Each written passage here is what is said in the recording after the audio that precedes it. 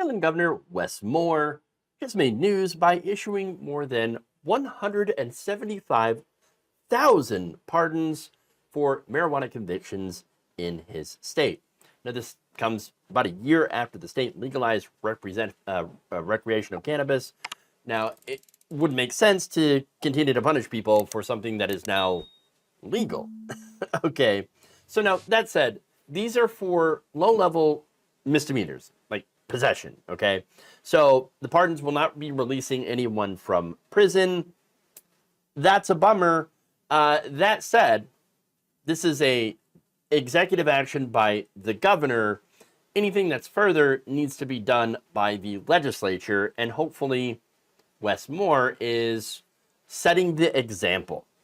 Now, it will help people be able to get jobs and return to life, people that have this on their records, because look, having even a misdemeanor possession drug charge on your criminal record can be pretty devastating. In certain states, it can lead to not getting jobs, obviously, government benefits, even housing. Could affect custody of your children, visitation, things like that. All for, again, simple possession. And that's after doing your time.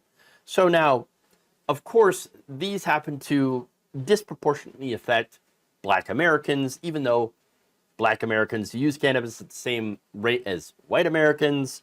But they end up facing arrest and incarceration at around 4 times the rate. So there is a disproportionate here effect on the Black community.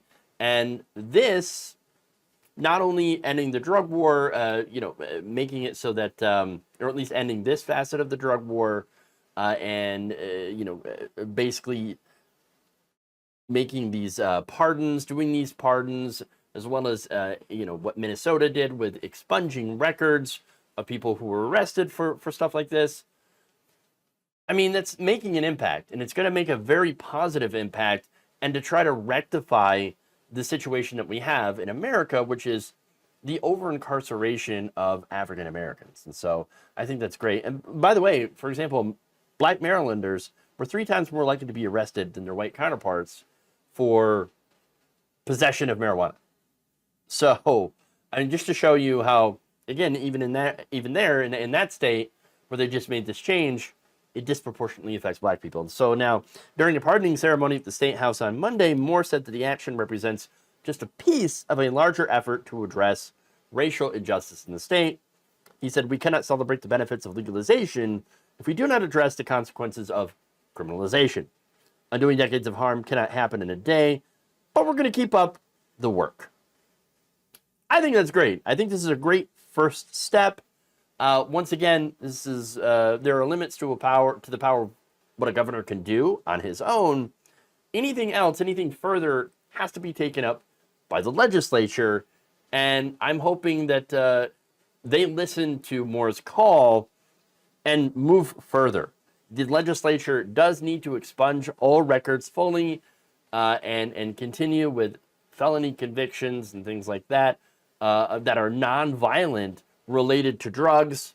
I think that would really help even more people. But as of right now, those who are affected by these misdemeanor charges that are on their record after they did their time, they're going to have to go through an application process to get their records completely expunged.